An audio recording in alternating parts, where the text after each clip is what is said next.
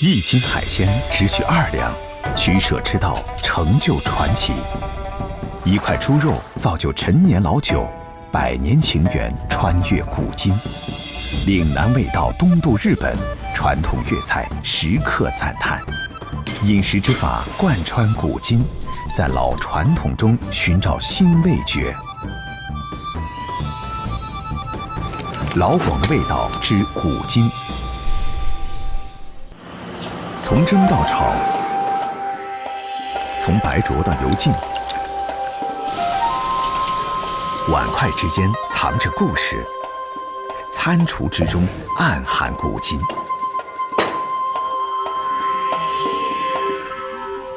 食物之中有历史，体会最深的莫过于潮汕人。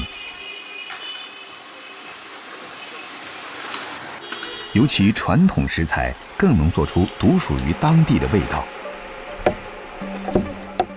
响螺，这种比鲍参、赤肚更难得的贵价海鲜，被认为是潮州菜的经典。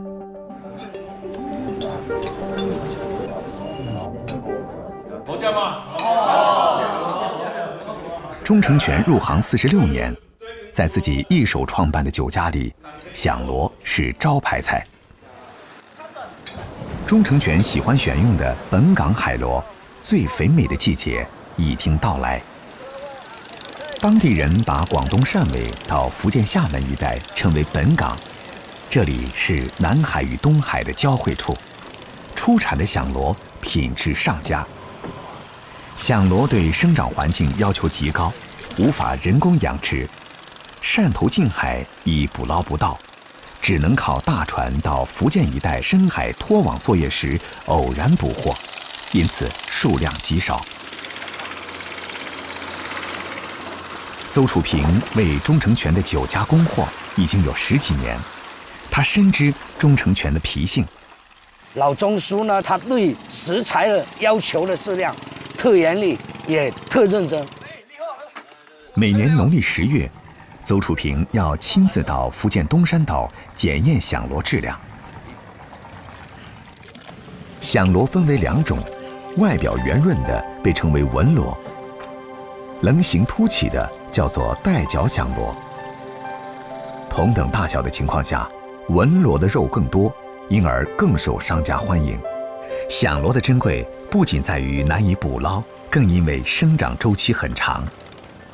你看这个年轮啊，1年、2年、3、4、5、6、7、8，这个大概还不到4斤。OK， 谢谢，走了。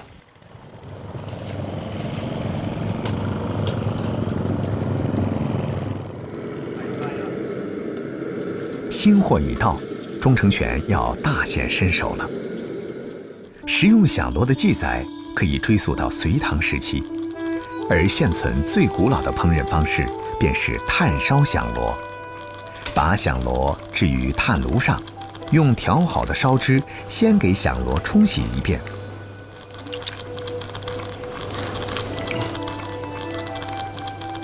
仅凭听声、观色、嗅味来猜测螺肉在壳中的情况，烹饪难度极大。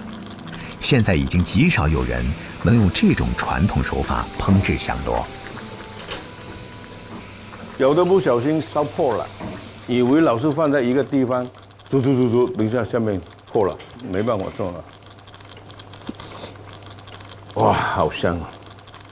不愧是名菜，这潮州人是怎么弄啊？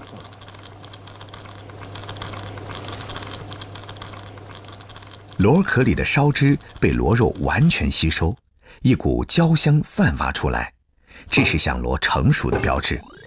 哇，太漂亮了！今天是成功了。钟成全必须马上趁热把螺肉横切成薄片，烧制成功的螺肉焦香浓郁，回味无穷。摆盘时必须把螺尾带上，潮汕人认为这样公平公正，不会短斤少两。响螺的另一种经典做法是白灼，将响螺外壳敲破取肉，把螺头、螺尾的外皮和硬韧部分切去，然后用滚刀法将整只螺肉片成相连的厚片，出肉率只有20%左右。在山头呢，做厚片的响螺都是每一个就做一片了。我自己喜欢做的响螺是1斤5到1斤6一片，看起来更有豪气，吃的时候更有脆感。能最后来白灼的，大概是3两多吧。灼汤要用上汤，留存螺肉的甜味儿。灼好后，及时淋上滚烫的鸡油，封住水分，使肉质更加嫩滑。厚片响螺爽脆清甜，有嚼劲，适合年轻人享用。为了让更多人尝到响螺的滋味，还可以做成薄片。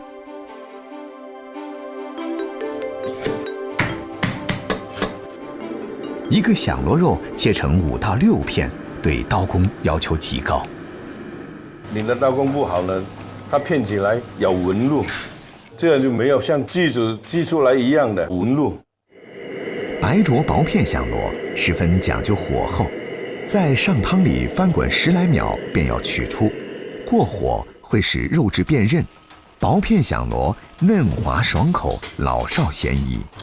原汁响螺也可以和肉类、药材等同炖，浓香之中带出海水味道，滋味醇厚。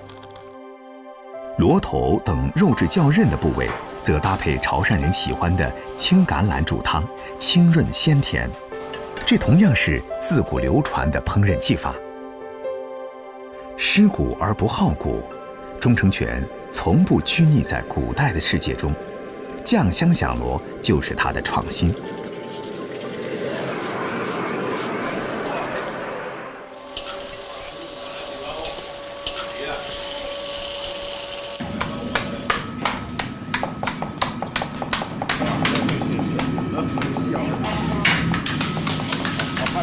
每到周6，钟成全就会约上当年一起学厨的同学聚一聚。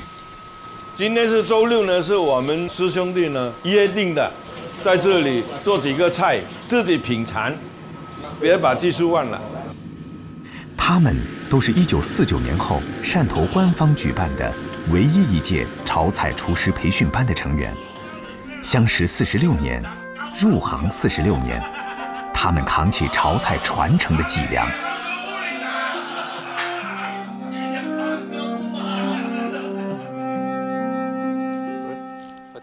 一大早，李家父子到自家乐菜基地开工。李进新最近辞去在广州做了10年的外贸工作，回家给父亲李雪壮帮忙。乐在本地话里是刺的意思。这种浑身长刺的植物，早在東海神農本草經就有記載。冇嘢做嗰陣咧，就去村邊嗰度咧摘嗰啲辣菜，成日摘，不如攞翻去種啦咁樣。後尾就同我老豆講話，可唔可以種辣菜？跟住就種辣菜啦。20年前，李雪壯第一個把野生樂菜馴化成規模化種植的蔬菜。我哋喺清明前後嘅時候呢，我哋嘅辣菜呢比較嫩啲，到秋天嘅時候呢，佢成熟度比較快，所以我哋係用嚟齋茶，一年4季都可以食。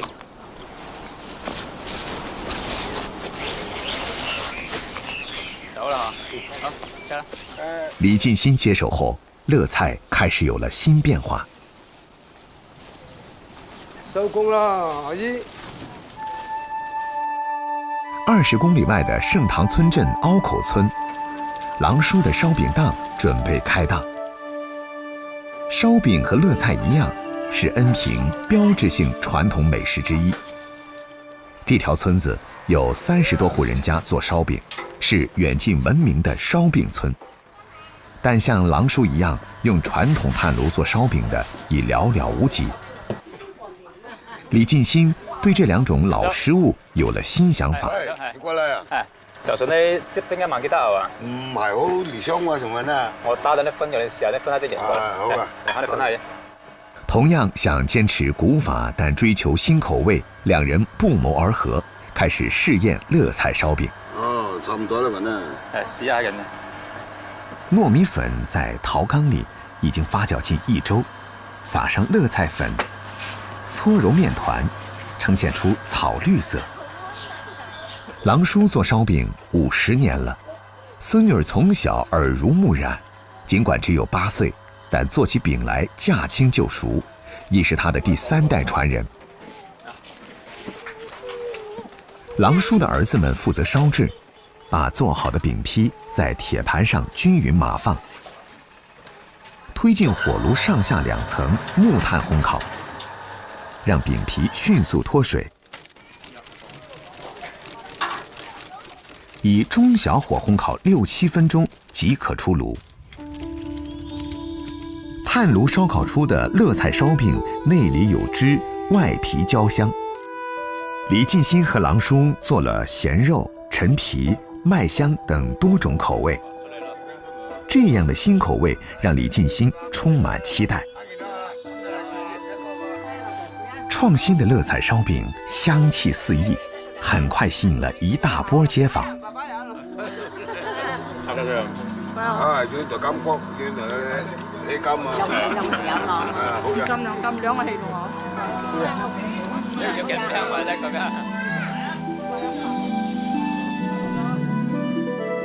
除了向传统食品要灵感，李进新钻研1年，制作出全新產品檸檬樂菜茶。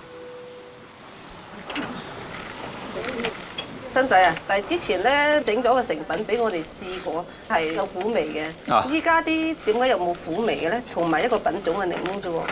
依家咧，因為我依家咪叫你哋刮嗰陣咧，將嗰層連住個皮嗰層衣咧刮乾淨佢嘅，但係嗰層衣褲。原來嗰層衣褲啊。係啊，同埋呢個果質搽嗰陣咧質實啲，用啲力塞實嘅。如果唔係嘅話咧，到時烘乾咗之後咧，隻檸檬就會裂翻嚟，就唔靚仔噶啦。嗱，塞實啲佢。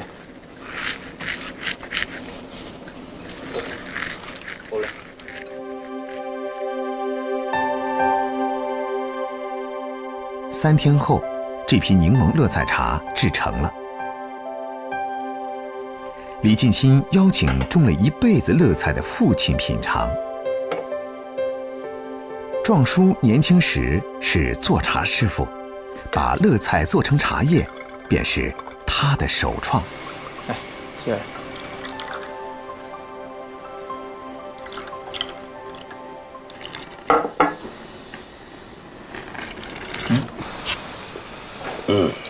個味特別夠香。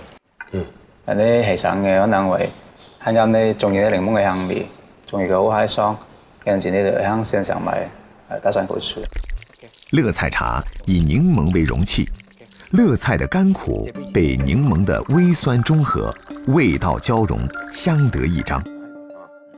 溫州國嘅香氣嗰種味道，做味嚟講係比較成功嘅。李家人把最常吃的乐菜玩出新花样。小妹笑云最喜欢做点心，她把新鲜乐菜打成汁，与椰子汁分别倒入蒸笼中，草绿与雪白层层交错铺开。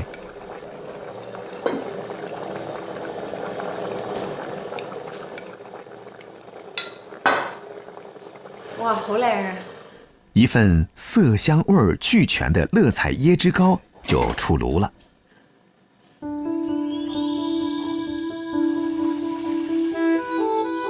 妈子靓汤是老广餐桌的标配。妈妈把鲫鱼两面煎黄，放入汤包，最后加上乐菜，这就是恩平最常见的乐菜鲫鱼汤。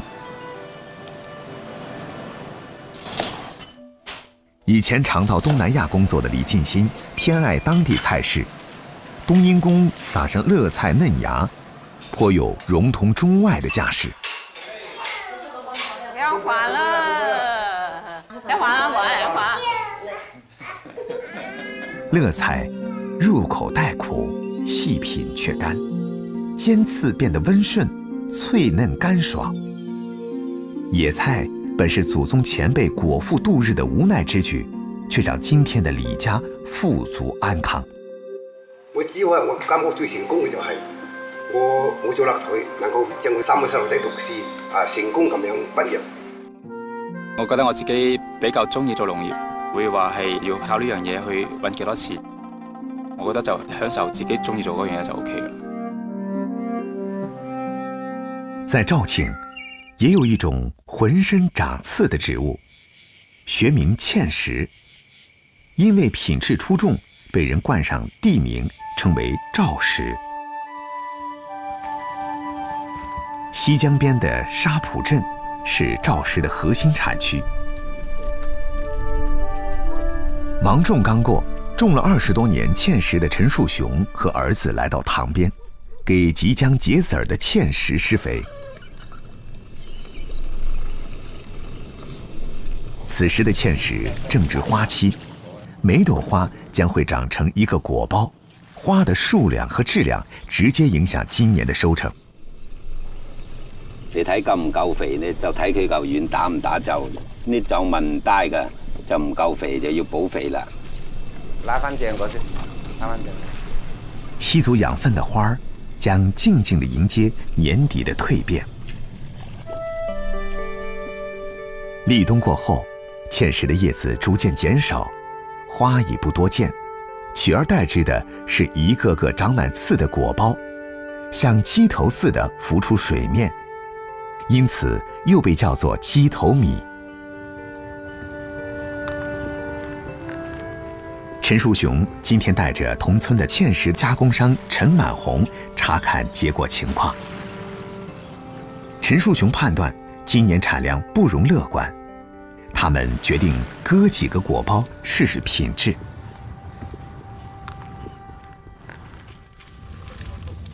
长满尖刺的外壳需要用刀剖开，把黑黝黝的果实放在烧热的瓦片上烘焙，水分慢慢收干，一股焦香味溢出。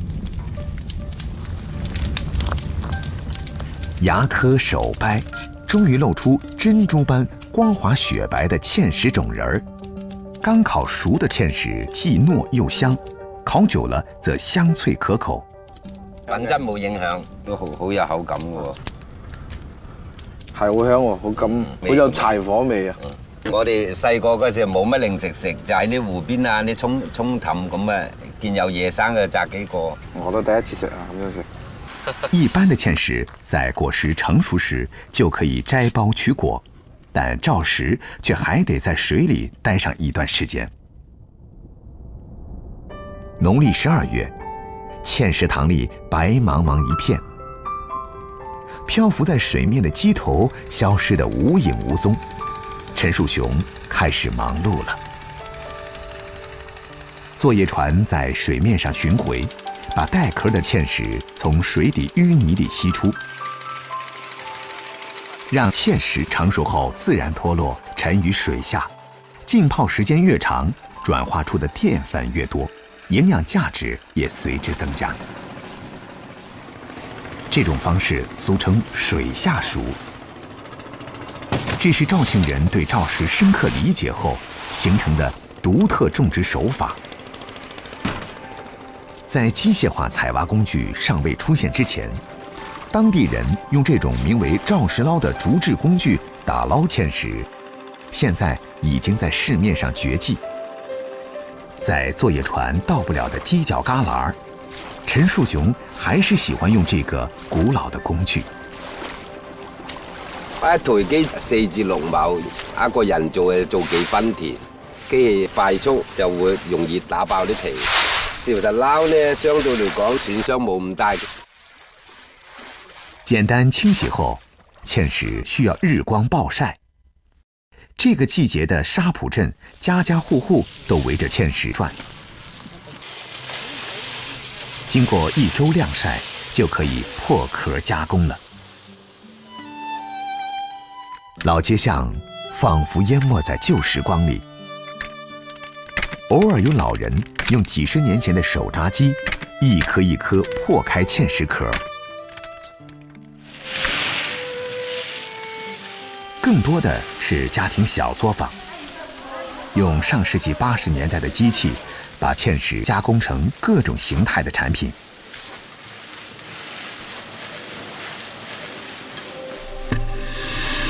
陈满红的加工厂门前，刚收购的肇石铺展开来，享受阳光。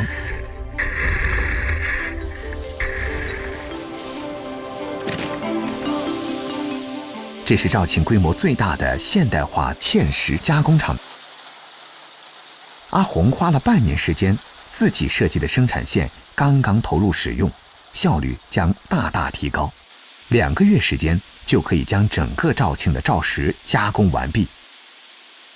肇实产量极少，不到全国芡实产量的1%，却是市场上的抢手货。肇实颗粒大，有明显的蟋蟀纹，呈红褐色，淀粉含量比一般芡实高，被称为水中人参。最常见的食法是煲汤，干品煮熟后似怒放的菊花，口感松化，汤色清白，味道清甜，有清热祛湿的功效。收获季才能吃上的新鲜肇实，与芋头、南瓜是最佳拍档。芋头和南瓜的绵软，衬托出肇实的软糯活泼。饭后再来个番薯肇实糖水，个大浑圆的肇实像一颗颗小汤丸，弹牙可口。上菜啦，食飯。忙完了收获季，阿红邀請了陳樹雄等種植戶到家裡聚餐。有心情嘅嗬，書買大豐收大日㗎。係，大家辛苦成年啦，日家又收完成啦，食多啲啦嗰餐，係嘛？大家好味喎喂。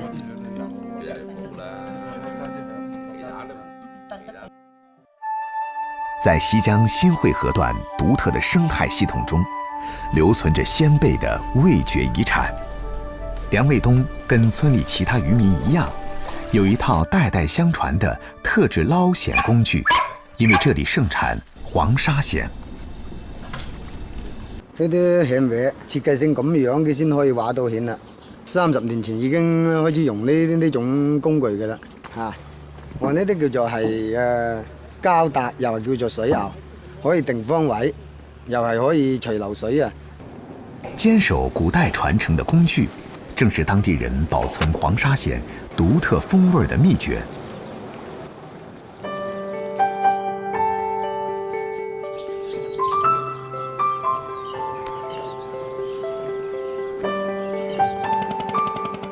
清晨5點，梁衛東出發了。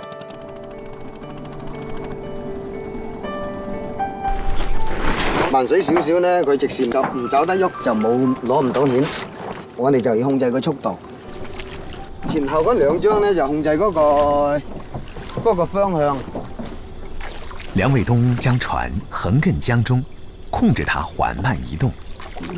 接着，他把蚬耙一個個投入水中。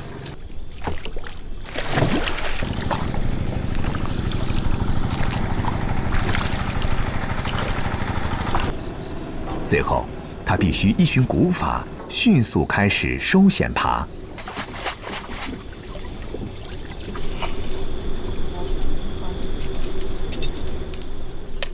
不是所有的河蚬都能叫黃沙蚬。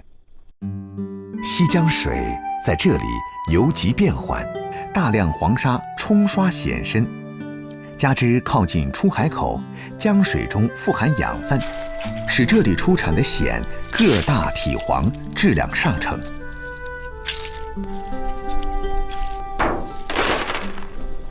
用这种方法捞蚬，一天多则能捞30-40斤，少则只有几斤。如此费时费力的慢捞，为的是最大限度保持食材的最佳状態。呢啲我哋慢慢地喺個水底搲落去，佢冇受到驚嚇啊嘛，佢沙都唔會恰得到落去。如果係拖蚬呢，開得馬力大，邊係生都係滾到死咁滯㗎啦。时近中午，潮水大涨，梁衛東今天只收获了10幾斤黃沙蚬。作為食材，中等大小的黃沙蚬最為飽滿鮮嫩，過小太瘦，過大太老。清洗篩選後，梁衛東把黃沙蚬給島上開餐廳的梁金華送去。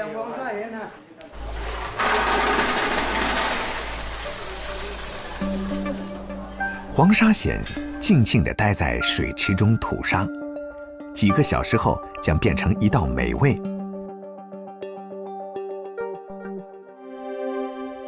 捞黄沙蚬讲究一个慢字，岛民的生活也是如此。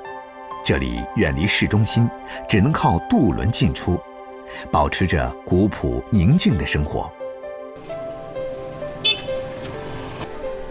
石板沙居民的先辈，原是漂流在海上的疍家渔民，定居岛上后，仍以捕鱼为生。为方便生计，石板沙人多选择临河而居，几乎每户人家都有渔船停靠在岸边或河冲里。单单传统捞蚬船就有40多艘。如今1年等一回的黄沙蚬盛名在外，每年3到5月最佳食蚬季节都吸引了大量的游客。在梁金华的餐厅，最受欢迎的是油盐清蒸黄沙蚬。2分鐘到啦，你如果超過有4分鐘打上啲肉好鞋㗎啦。刚蒸好的黄沙蚬，肉质饱满肥嫩，表面细腻光滑，像剥了白膜的鸡蛋，鲜甜爽口的本味尽情释放。加少许辣椒圈和蒜蓉，则可以给重口味的食客开胃。梁金华最高峰时，一天要烹制超过300盘黄沙蚬。不少食客专程从100公里外赶来，就是为了这口鲜味儿。冇污染嘅地方先靚㗎，有污染地方有咁靚㗎嘛？对本地人来说，捕蚬才是最高境界。这是更为极致的食蚬之法，在盘里加上一点清水和油，随手撒一把黄沙蚬，开足火力，一个个蚬开始跳跃，发出补补的声音。10秒左右就会张壳，这时必须眼疾手快，马上夹起，滚烫着放进嘴里咬一口。刚刚膨胀到顶点的蚬肉汁液爆出，又滑又嫩。这种干打火锅的吃法妙趣横生，便是疍家人的留存至今的古风。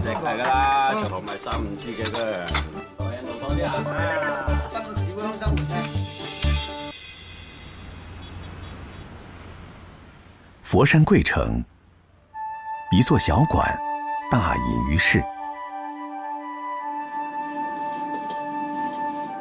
馆主徐敬业正在厨房里忙碌着，为一位特殊的客人精心炮制菜肴。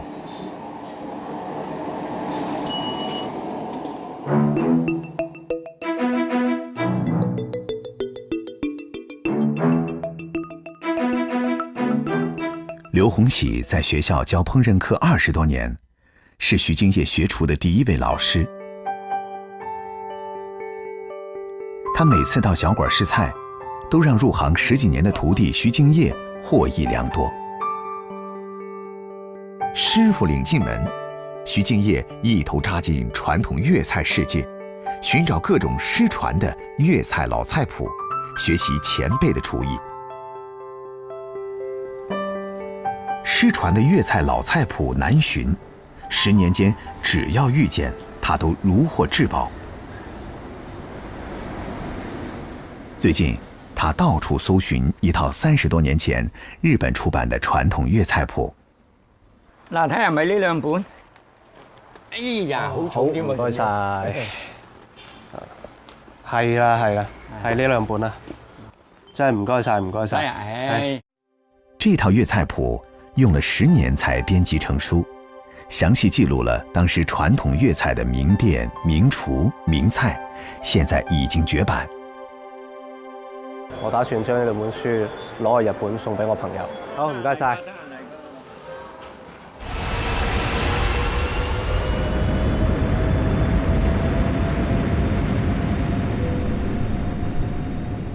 刚下飞机，徐敬业的日本好友、餐厅主厨大介早早迎候。第一站是大介的家。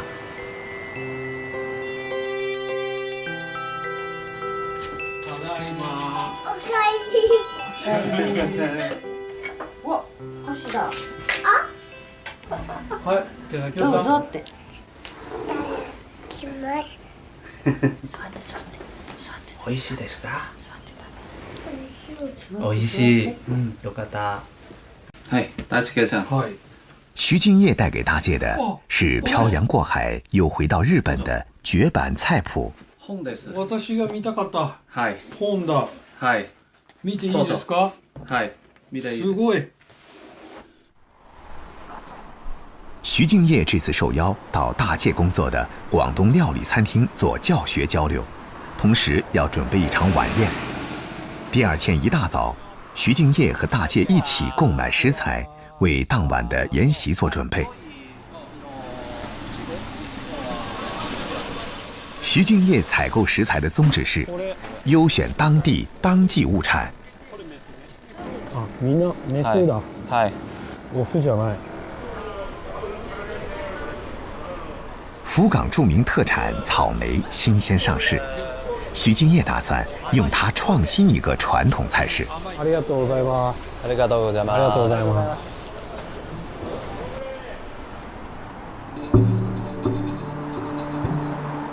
回到餐厅厨房，厨师们开始大展身手。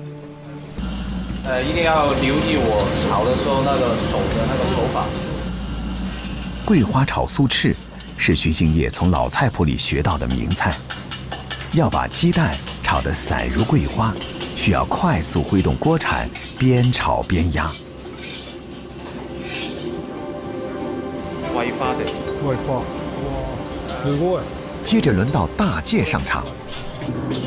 頑張れ、頑張れ、頑張れ、頑張れ、頑張れ、早い、頑張れ、頑張れ、頑張れ、頑張れ。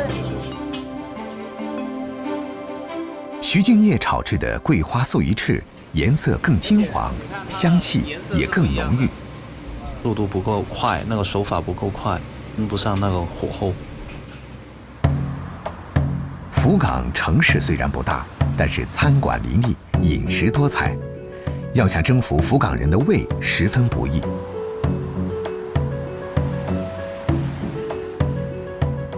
客人们陆续入席，一次味觉考教也拉开序幕。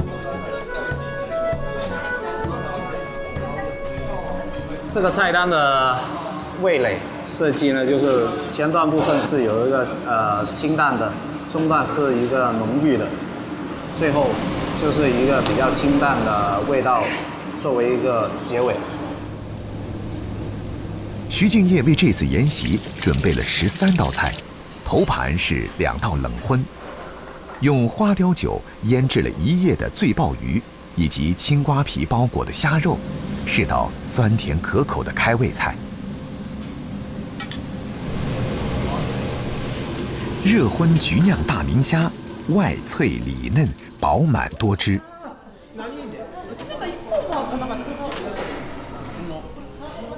而麦穗花油是今晚菜式里最讲究刀工的，要在不到2毫米的鱿鱼身上纵横切出深浅一致的花纹。这道菜火候掌控最关键，徐敬业算好菜肴从出锅到上桌的时长，决定把鱿鱼炒到7成熟。到客人面前时，便是最佳的享用时间。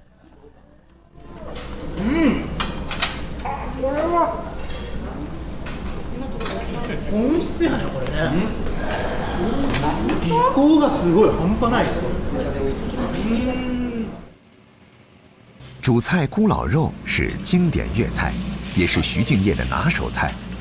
他用当季的草莓代替常用的配菜菠萝，并稍稍煎出焦糖味儿，传统手法做出了新味道。1枚。すごくジャパニーズ可愛いというか、可愛いというか、とっても素晴らしかったと思いました。以铁观音炖老鸡的清汤收敛味觉，鸭席的翡翠拌鱼卷鲜美嫩滑。而双虾炒饭和甜品最终惊艳登场，成为这场味觉盛宴的绝妙尾声。日本厨师大介也露出绝活助兴，以油温控制面团一点点胀大，用最传统的方法制作出一个最传统的粤式点心煎堆。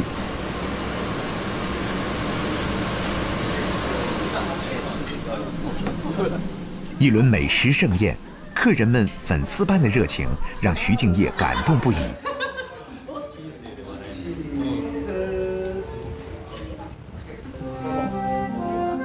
而家傳統粵菜已經越嚟越少人做啦，我想更好咁保留佢哋，令到更加多人可以感受到傳統粵菜嘅魅力。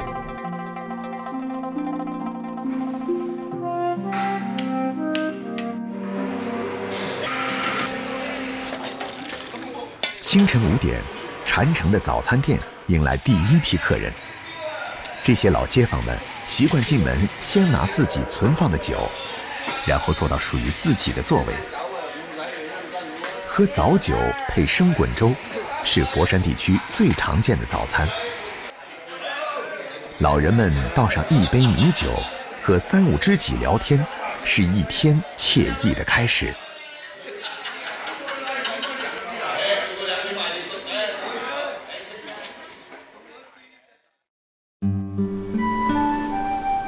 佛山米酒发源于手工业兴盛时代，明清时期，数10万陶工在石湾谋生。制陶业工作环境闷热潮湿，而米酒活血祛湿，颇受工人追捧，酿酒行业随之兴旺。始创于1830年的陈太吉酒庄传承至今，第3代传人陈如月首创的玉冰烧米酒，独有的豉香味依然还在原址飘香。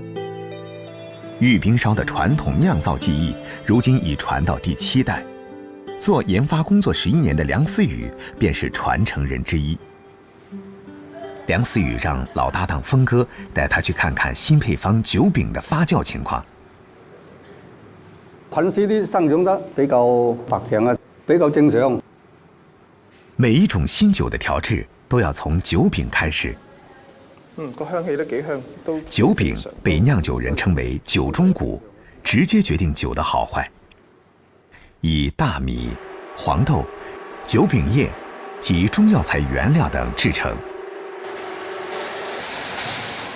壓製成型的酒餅要馬上上架，蓋上簾子保溫。發酵的頭10個小時是關鍵。這段時間，微生物發生劇烈的變化。酒餅的菌絲已經比較的豐滿，這是生命活動的跡象。5天以後就可以烘乾，打碎跟大米混在一起，加水就可以進行發酵，然後就變成米酒。經過20天發酵和蒸餾生產出來的齋酒，被注入到一個個500公斤容量的本地陶製酒甕中。玉冰燒的核心秘密就隱藏在這裡。前一排浸咗啲酒，依家過嚟睇下佢浸成點啦。好啊，你過嚟。啊，呢度。幾靚喎，睇嚟都。這些浸泡了5年以上的豬肉，從乳白色漸變成金黃色，脂肪結構變得蓬鬆，能吸附米酒中的異味雜質，更產生別具一格的豉香味兒。第3代傳人陳如月當年將煮熟的肥膘肉投入酒缸，只見脂肪宛如白玉，酒體剔透似冰。在粵語裡，肉與玉同音，於是他給這種酒取名為玉冰燒。一款新酒在量產之前，至少需要1到2年的打磨。梁思雨這次研發的新酒還需陳藏，但2年前做的一批試驗酒已經可以開缸了。啊！呢缸都好耐歷史咯喎，可能估計就快到40年啦。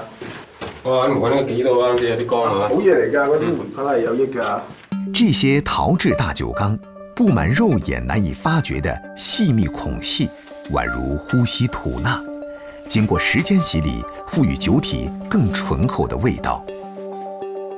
冬暖夏凉的环境，有助酒液加快醇化，故有“冻中1年，世上3载”的说法。計落都有差唔多2年啦，都嚟幫我開嚟睇睇。在老陶缸里，老熟陈化的酒，中和了酒的火气，酒香馥郁。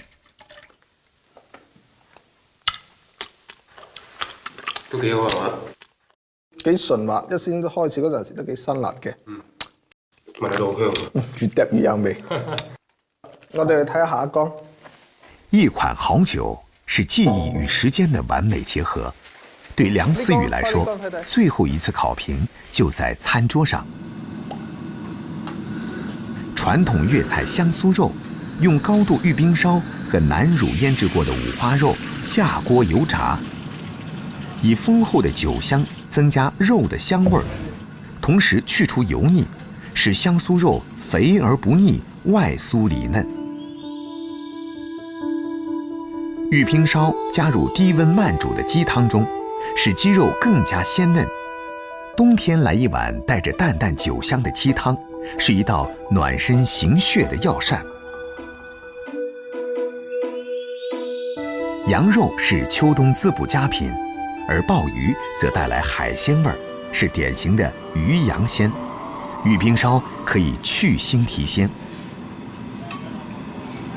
慢火煎澳洲带子，加上米酒的助兴，大大提升货气，激发出浓浓的鲜味儿。哦，走嚟咯！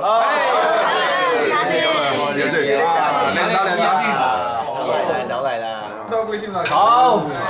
每當推出新酒，梁思雨和同事都會請消費者代表嘗鮮。得唔得？俾多啲意見啊！口幾甘醇。多謝多謝。唔錯唔錯。係好酒好酒。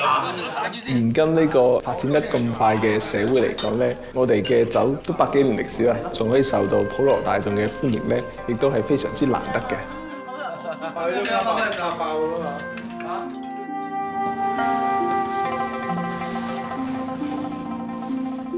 歷經100年風霜，在梁思雨等一代代傳承人的精心守護下，創新中的玉冰燒也不曾失去本真。古與今，在味覺的世界，從未有涇渭分明的決裂，而是一直在堅守中變化，在變化中堅守。